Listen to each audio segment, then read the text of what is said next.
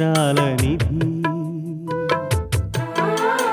ఓ విధి విచిత్రాల నిధి వింత కథల సారథి ఆశ నిరాశల వారధి నిరంకుశ నిర్ణయాల నిర్దయవానిధి ఓ విధి విచిత్రాల నిధి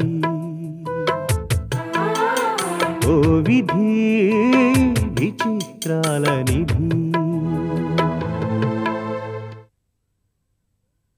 ట్రస్ట్ కూడా బాగా డెవలప్ అయ్యే అవకాశాలు కనిపిస్తూ ఉన్నాయి. ఎన్ఆర్ఐల నుంచి మిషనరీల నుంచి లెటర్స్ వస్తున్నాయి. చాలా మంది డొనేషన్స్ ఇవ్వడానికి ముందుకొస్తున్నారు. ఇలాగే కంటిన్యూ అయితే ట్రస్ట్కి వేరే ఆఫీస్ పెట్టి కొత్తగా స్టాఫ్ని రిక్రూట్ చేసుకోవాల్సిన అవసరం వచ్చేలా ఉంది. ట్రస్ట్ అంతగా డెవలప్ అయితే అంతకన్నా కావాల్సిందే ఉందమ్మా. మొత్తానికి విలియమ్స్ గారు నీ మీద ఉంచిన నమ్మకాన్ని నిజం చేస్తున్నందుకు నాకు చాలా ఆనందంగా ఉంది. నాదే ఉందమ్మమ్మా, ఇదంతా నువ్విచ్చిన ధైర్యమే కదా.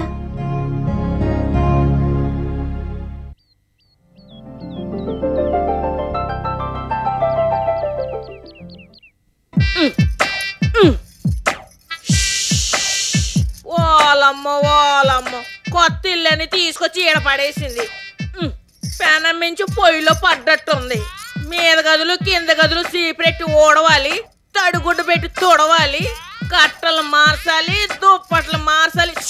అమ్మ ఓలమ్మో ఓలమ్మో, నడి పడిపోతుందమ్మా. ఇన్ని చేతన అది చేయలేదు ఇది చేయలేదు అని ఏదో వంక పెట్టి తిడతానే ఉంటది. అసలు ఈవిడ్ని పినాయిల్లో ముంచేస్తే బుద్ధి మారుతుందేమో చూడాలి. అమ్మా నూకాలు కాఫీ తీసుకురా. ఆయ్ తెత్తనానమ్మా.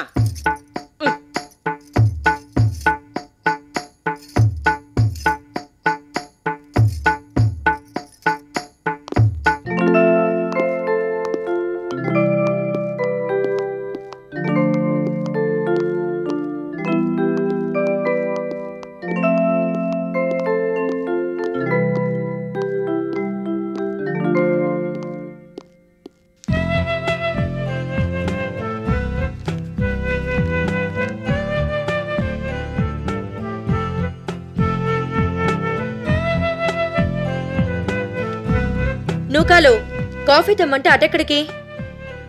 ఓలమ్మో, పైనుంచి కిందకి ఎప్పుడు వచ్చేసినారా?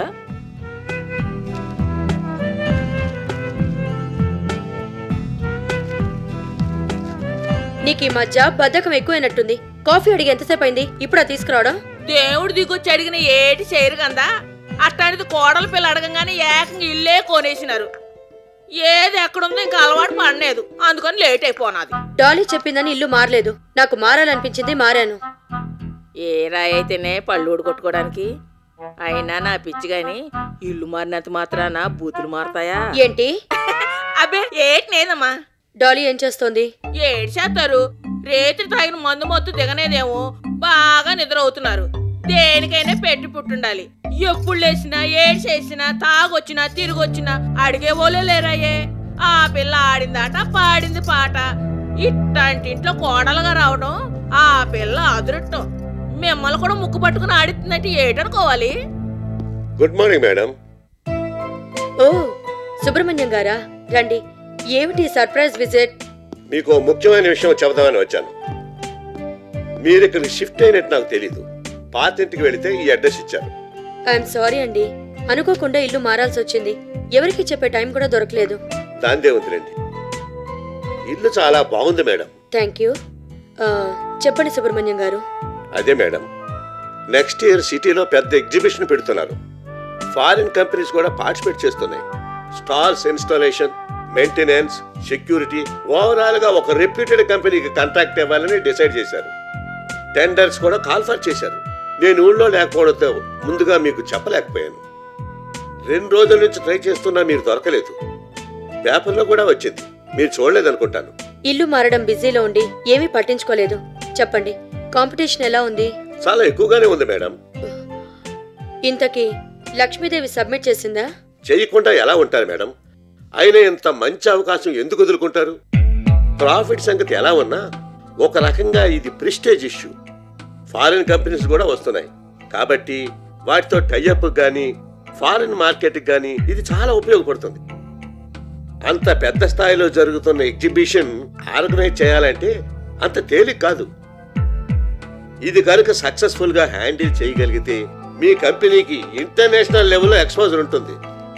మీరు ఓకే అంటే మిగతాదంతా నేను చూసుకుంటాను. నాదే ఉంది. ఆ కాంట్రాక్ట్ నాకు వచ్చేలా చేయాల్సిందే మీరు. ఫార్మాలిటీస్ మామూలే. మీరెంత చెప్తే అంత డబ్బిస్తాను. ఏ పరిస్థితుల్లోనైనా కాంట్రాక్ట్ మాత్రం నాకే రావాలి. ఆ విషయంలో మీరేం వర్రీ అవ్వకండి మేడం. ఎలాగైనా మీకే వచ్చేలా చేస్తాను. ఎల్లుండి సాయంత్రం 5 గంటల లోపు మనం సబ్మిట్ చేయాలి. మరి మీకు టైం సరిపోతుందా? అదేం పెద్ద పని కాదులేండి. ఆ సంగతి నేను చూసుకుంటాను. అలాగే మేడం, మరి వెళ్ళొస్తాను.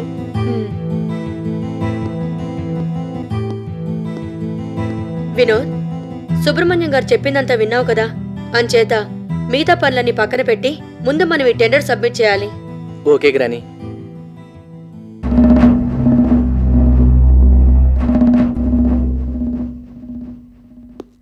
ఎలాగైనా మనం ఈ కాంట్రాక్ట్ సంపాదించాలమ్మా.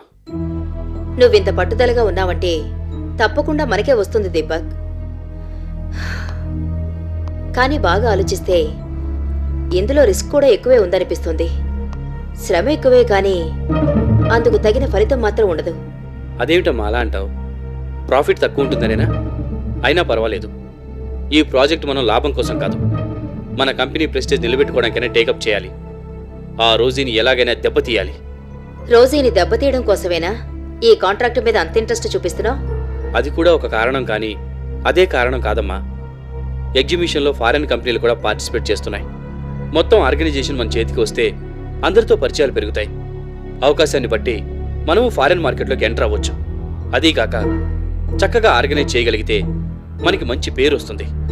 ఇక్కడికే పరిమితం అయిపోకుండా విదేశాల్లో జరిగే ఎగ్జిబిషన్లు కూడా ఈ అనుభవంతో మనం ఆర్గనైజ్ చేసే అవకాశాన్ని సంపాదించవచ్చు. నువ్వు చెప్పిందంతా నిజమే బాబు, నేను ఒప్పుకుంటున్నాను. కానీ మనం ఈ ఫీల్డ్లోకి కొత్తగా ఎంటర్ అవుతున్నాం. సరిగ్గా ప్లాన్ చేసుకుని సక్సెస్ అయితే పర్వాలేదు, లేదంటే పేరు రావడం కాదు కానీ ఉన్న పేరు పోతుంది. ఎప్పుడూ లేనిది నువ్వేమిటమ్మా ఇలా నెగిటివ్గా మాట్లాడుతున్నావు? నేనెప్పుడు అలా ఆలోచించను బాబు. కాకపోతే ఇందులో ప్రాక్టికల్ ప్రాబ్లమ్స్ చాలా ఉన్నాయి, అందుకని అలా చెప్తున్నాను. ప్రాబ్లమ్స్ అన్నింటిలోనూ ఉంటాయమ్మా. అలా అని చూస్తూ చూస్తూ వచ్చిన మంచి అవకాశాన్ని వదులుకోలేం కదా. అయినా నాకెందుకో ఇది టేకప్ చేయడం అంత కష్టం అనిపించడం లేదు. సరే బాబు, నేను ఎక్కువగా దేని మీద కాన్సన్ట్రేట్ చేయలేకపోతున్నాను. టెండర్ ప్రిపరేషన్ దగ్గర నుంచి కాంట్రాక్ట్ పూర్తయ్యేంత వరకు పనంతా నువ్వే చూసుకోవాలి. ఆఫీసులో కూడా అనుభవం ఉన్న వాళ్ళు ఎవరూ లేరు. మాలతి సుధాకర్ ఉంటే బాగుండేది. ఎంతో కష్టపడి మొత్తం అంతా మనం ప్లాన్ చేసినా ఆ ప్లాన్ని సరిగ్గా ఆచరణలో పెట్టే మనుషులు కావాలి. అలాంటి వాళ్ళెవరూ ప్రస్తుతం మన దగ్గర లేరు. అదేమిటమ్మా, నేనున్నాను, రాజుగారున్నారు. రాజుకి రెగ్యులర్గా ఆఫీస్ వర్క్తోనే సరిపోతుంది. దీనికోసమని మిగిలిన పనులన్నీ మానుకోలేం కదా. ఇప్పటినుంచి అవన్నీ ఆలోచించడం ఎందుకమ్మా? మన కంపెనీకి మంచి పేరు, అటు రోజుని దెబ్బతీసే అవకాశం ఈ కాంట్రాక్ట్ వల్ల మనకొస్తాయి. అంచేత దీన్ని వదులుకునే సమస్య లేదు. ఇంకా దీని గురించి నువ్వేం ఆలోచించకు. టెండర్ సబ్మిట్ చేయడం దగ్గర నుంచి కాంట్రాక్ట్ పూర్తయ్యే వరకు మొత్తం పనులన్నీ నేనే చూసుకుంటాను, సరేనా? నువ్వంత నమ్మకంగా చెప్తుంటే కాదని నేను ఎందుకంటాను దీపక్. టైం కూడా ఎక్కువ లేదు, మన వెంటనే పని మొదలు పెట్టాలి. అలాగేనమ్మా.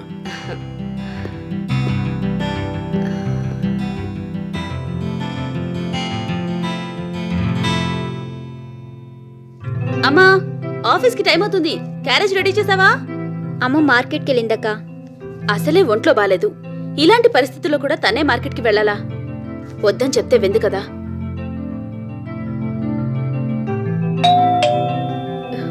శిరీష, అమ్మొచ్చినట్టుంది చూడు.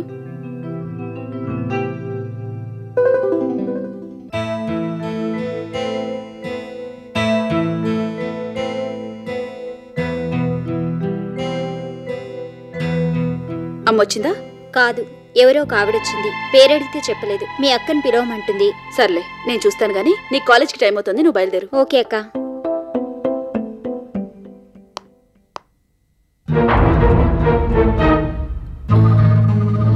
నమస్తే మేడం.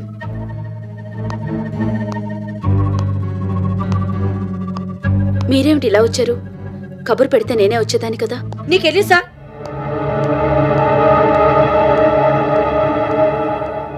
నాకు పని ముఖ్యం. అందుకు అవసరమైతే ఎక్కడికైనా వస్తాను.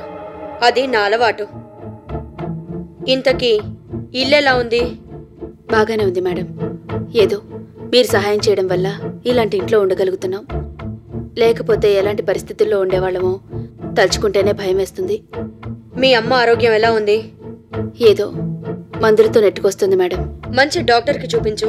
అవసరమైతే ఆపరేషన్ కూడా చేయించు. అలాగే మేడం. ఇప్పుడున్న పరిస్థితుల్లోంచి కాస్త బయటపడితే చేయించాలనే ఉంది. బయటపడ్డం నీ చేతుల్లోనే ఉంది. వచ్చిన అవకాశాలన్నీ అందిపుచ్చుకుంటే పరిస్థితులు అవే చక్కబడతాయి. రెస్టారెంట్లో వినోద్ అన్న మాటల మీద దీపక్ రియాక్షన్ ఎలా ఉంది? బాధపడ్డాడు. కానీ ఎక్కువసేపు దాని గురించి ఆలోచించి మనసు మార్చుకోకుండా మాటల్లో పెట్టి ఆ విషయం మర్చిపోయేలా చేశాను. నా ప్రేమని అభిమానాన్ని చూసి మురిసిపోయాడు. నేను తప్ప తనకెవరూ ఆత్మీయులు లేరనే భ్రమలో ఉన్నాడు. అంటే నీకోసం ఏవైనా చేసే స్థితికొచ్చాడనమాట. చాలా వరకు వచ్చాడు. Very good. ఇంతవరకు వచ్చావు కాబట్టి నిన్ను నువ్వు ప్రూవ్ చేసుకోవడానికి నీకు మరో అవకాశం ఇస్తున్నాను. ఏమిటి మేడం? చెప్తాను. లక్ష్మీదేవి రెగ్యులర్గా ఆఫీస్కి వస్తోందా? లేదు. మరీ అవసరమైతే తప్ప రావడం లేదు. ఆఫీస్ విషయాలన్నీ దీపక్ చూస్తున్నాడా? అవును. ఓకే. నెక్స్ట్ ఇయర్లో జరగబోయే ఎగ్జిబిషన్ కాంట్రాక్ట్కి వాళ్ళు టెండర్ సబ్మిట్ చేస్తున్నారు. ఆ కాంట్రాక్ట్ వాళ్ళకి వెళ్లకుండా చూడాలి. దానికి నేనేం చేయగలను మేడం? నువ్వు చేయగలవు. దీపక్ ఆ టెండర్ ప్రిపరేషన్లో ఉంటాడు. నువ్వు ఎలాగైనా అతని మైండ్ని డైవర్ట్ చేసి అందులోంచి తప్పించాలి. ఆ టెండర్ పేపర్స్ టైంకి సబ్మిట్ చేయకుండా చూడాలి. ట్రై చేస్తాను మేడం. ప్రయత్నాలు చేయడానికి, ప్రయోగాలు చేయడానికి టైం లేదు. రేపు సాయంత్రం వరకే టైం ఉంది. ఏం చేస్తావో ఎలా చేస్తావో నాకు అనవసరం. ఎట్టి పరిస్థితుల్లోనూ దీపక్ ఆ టెండర్ సబ్మిట్ చేయడానికి వీల్లేదు. అలాగే మేడం.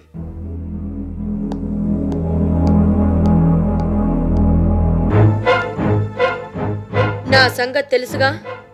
ఇప్పుడు మాటిచ్చి తర్వాత తప్పితే ఊరుకోను. ఎక్కడ ఏ చిన్న పొరపాటు జరిగినా సహించను. నీ మీదున్న నమ్మకంతో ఈ బాధ్యత నీ మీద పెడుతున్నాను. ఇందులో నువ్వు సక్సెస్ అయితే మీ అమ్మగారు ఆపరేషన్ కూడా సక్సెస్ అవుతుంది. అందుకని బాగా ఆలోచించుకో.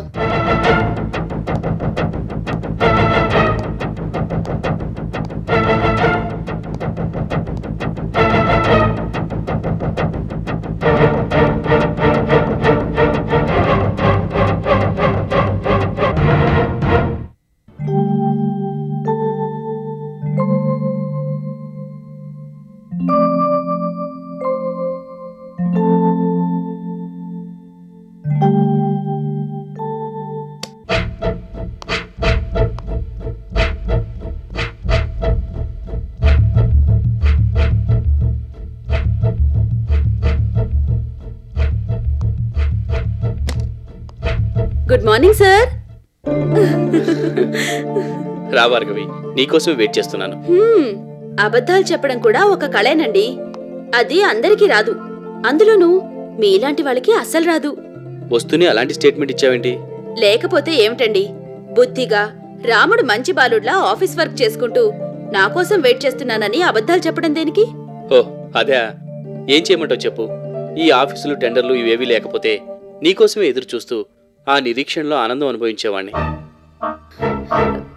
కబుర్లకే ఎన్నైనా చెప్తారు. పక్కనొచ్చి కూర్చున్నా పట్టించుకోకుండా మీ పని మీరు చేసుకుపోతున్నారు. మీరు నా కోసం ఎదురు చూస్తున్నారంటే ఎలా నమ్మగలను చెప్పండి? ఓ అదే. I'm sorry. ఈ టెండర్ గురించి నాకు పిచ్చెక్కిపోతుంది. సుధాకర్ ఇందులో ఎక్స్పర్ట్. అతను గనక ఉండుంటే మొత్తం పని తనే చూసేవాడు. సరే, అతను ఎలాగూ లేడు. రాజుగారు కూడా టైంకి లేకుండా పోయారు. అందుకని నేనే తంటాలు పడాల్సి వస్తుంది. నేను లేకపోతే నీకు భార్య లేదందట వెనకట్టుకోక ఆవిడ. మీరు చెప్తుంది అలాగే ఉంది. సుధాకర్ రాజు లేకపోతే పనులు ఆగిపోతాయా?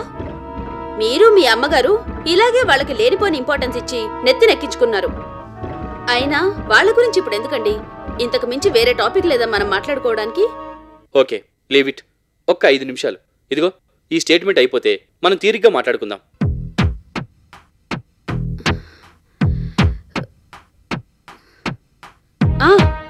అన్నట్టు చెప్పడం మర్చిపోయాను. నిన్న ఓ తమాషా జరిగింది.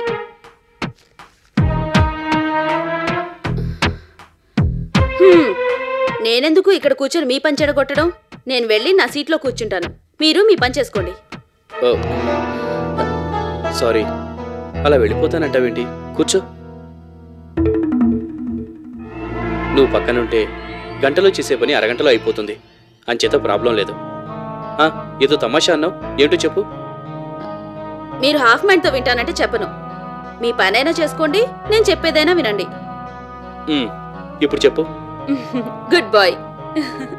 నిన్న సూపర్ బజార్లో ఒకతను కనపడ్డాడు. ఆ హైటు కలరు అచ్చం మీలాగే ఉన్నాడు. మీరే అనుకుని నేను వెనకాల నుంచి వెళ్ళి దీపక్ అని సరదాగా షర్ట్ లాగాను. అతను సీరియస్ గా వెనక్కి తిరిగి నా పేరు దీపక్ కాదు కౌశిక్ అన్నాడు. నేను సారీ చెప్పాను.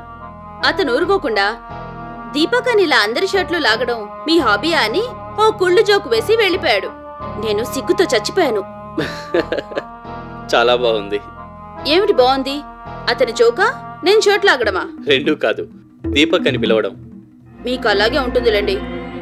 నేనేమో ప్రతి క్షణం మీ గురించే ఆలోచిస్తూ ఉంటాను. మీరు మాత్రం నన్ను పట్టించుకోరు. చచ్చా, అదేం మాట భార్గవి. నేను అందరిలాగా మనసులో ఉన్నది తొందరగా బయట పెట్టలేను. అంత మాత్రాన నిన్ను పట్టించుకోనని ఎందుకు అనుకుంటున్నావు?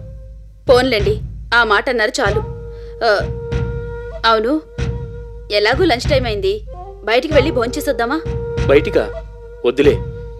ఈ టెన్షన్లో బయటికి వెళ్ళినా తృప్తిగా భోజనం కూడా చేయలేం. సర్లేండి, ఉదయం నుంచి ఆ టెండర్ పని మీదే ఉన్నారు కదా, బయటికి వెళ్తే కాస్త చేంజ్ ఉంటుందని అన్నాను. మీకెలాగో క్యారియర్ వచ్చేస్తుందిగా, మీ పని మీకు ముఖ్యం, చూసుకోండి.